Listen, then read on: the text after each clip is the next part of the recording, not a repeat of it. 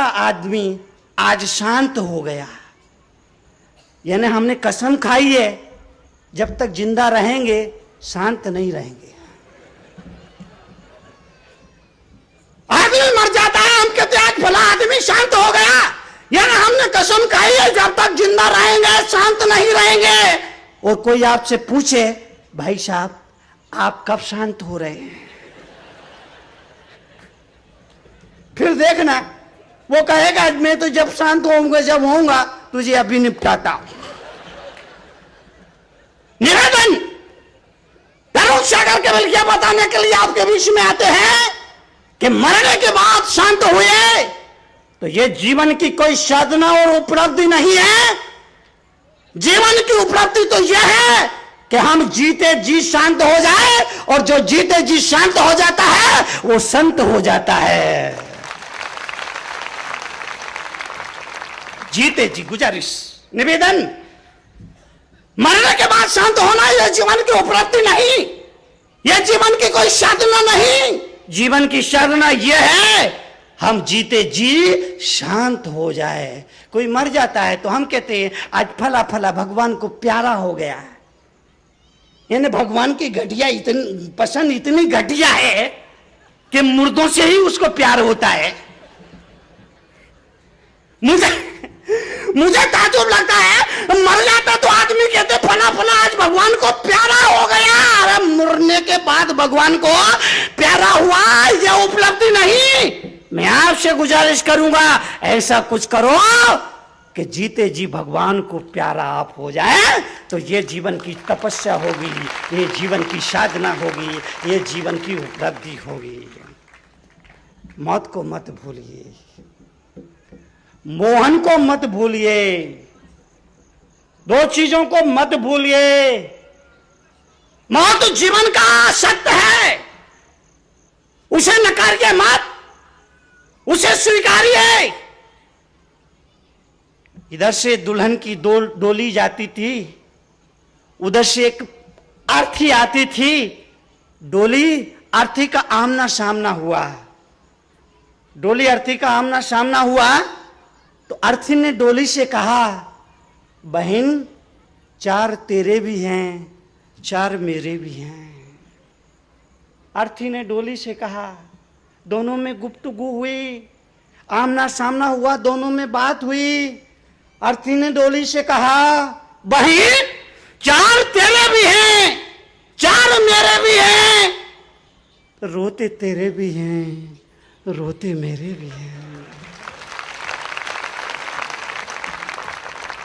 अर्थी ने डोली से कहा बहन चार तेरे भी हैं चार मेरे भी हैं, रोते तेरे भी हैं रोते मेरे भी हैं, फूल तुझ पर भी हैं फूल मुझ पर भी है। फूल फूल फूल तुझ पर भी है फूल मुझ पर भी है, फर्क सिर्फ इतना है मैं दुनिया से जा रही हूं और तू दुनिया में आ रही है, फर्क इतना सा है। निवेदन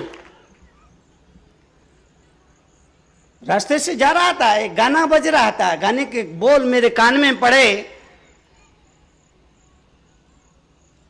डोली सजा के रखना। शब्द मेरे कान में पड़े, डोली सजा के, उसका बोलते डोली सजा के रखना। मेरे मन में विचार कौंधा कि डोली सजा के रखने वालों अर्थी को सजाना मत भूल जाना, क्योंकि जिंदगी में डोली सजे, जो पैदा हुआ है वो पढ़ पाए ना पढ़ पाए कोई जरूरी नहीं है, पर मरेगा ये जरूरी है।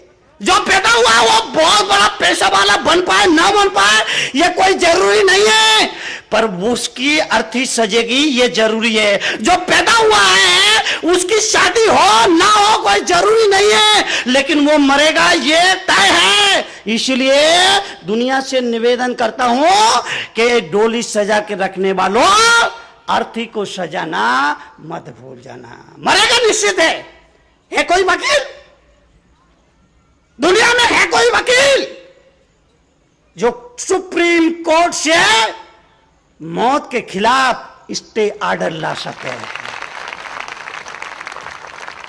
है कोई वकील? मैं सवाल करता हूं लोगों से, दुनिया में है कोई वकील जो मौत के खिलाफ सुप्रीम कोर्ट से स्टे ऑर्डर ला सके? है कोई डॉक्टर जो मौत के शिकंजे में कसे हुए प्राणी को मौत के मुंह से बचा सके? है कोई फैमिली डॉक्टर? मैं दुनिया से सवाल करता हूं, है कोई पहलवान, दावा पहलवान जो मौत से मुकाबला कर सके? है कोई धनपति जो रिश्वत दे करके मौत से बच सके? मौत को मत भूलिए।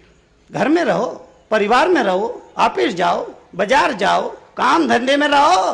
तरुण सागर इसके लिए कभी किसी को मना नहीं करेंगे, लेकिन इतनी गुजारिश जरूर करेंगे, अपनी मौत को मत भूलिए और अपने भगवान को मत भूलिए। दुनिया वालों, मैं आपसे निवेदन करता हूं, गौर से इस बात को सुनने का।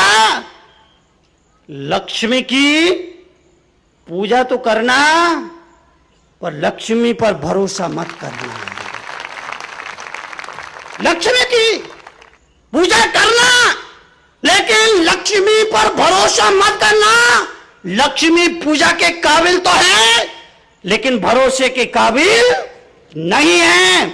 लक्ष्मी की पूजा करना मगर लक्ष्मी पर भरोसा मत करना, और भगवान की पूजा भले ही मत करना, लेकिन भगवान पर भरोसा हर हाल में करना। मत भूलिए, भगवान को मत भूलिए। दो चीजों को भूल जाओ, दो चीजों को याद रखो। जीवन के लिए इतना ही सबक बहुत होता है। मुझे कोई लंबी चौड़ी बात नहीं आती है। लोग कहते हैं मुनि जी आपके प्रवचन में समय सार की कोई गाथा नहीं, कोई श्लोक नहीं, फिर आपका प्रवचन कैसा? और मैंने कहा भैया ये गाथा और ये श्लोक और ये सब सुनना है तो पंडितों के पास जा, तो मेरे पास भूल के भी मत आ।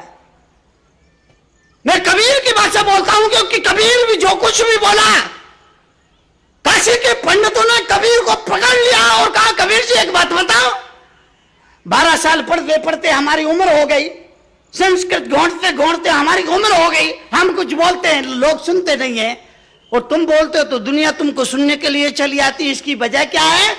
अरे कबीर ने कहा भैया तुम पालतू पचड़े में क्यों पड़ते हो, तुम अपना काम करो, मुझे अपना कहा है। बोला नहीं, इसकी राज क्या, तुम ज्यादा पढ़े लिखे भी नहीं हो, लेकिन तुम बोलते हो दुनिया तुम्हारी बात को सुनती है। हम संस्कृत के प्राकृत के प्रकांड विद्वान हैं, घोंट घोंट करके संस्कृत प्राकृत को पी डाला है, फिर भी हमारी बात कोई सुनना नहीं, इसकी वजह क्या है? कबीर ने कहा भैया वजह जो मुझे समझ में आती वो इतनी है कि तुम कहते कागज की लेखी और मैं कहता आखन की देखी, भाई इतना ही दोनों में फर्क है।